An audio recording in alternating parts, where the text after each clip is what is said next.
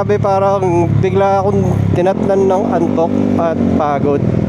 Bago kasi ako umalis, naglinis ako ng sasakyan kasama ko si Mrs. Tinulungan niya ako kasi tagal kong maglinis talaga.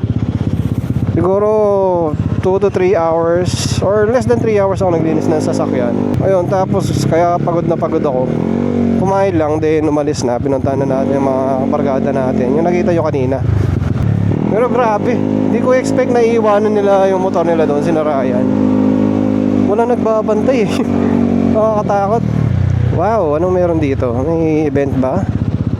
At parang ang daming sasakyan. Meron nga ata, ano ba to? Anong meron dito, no?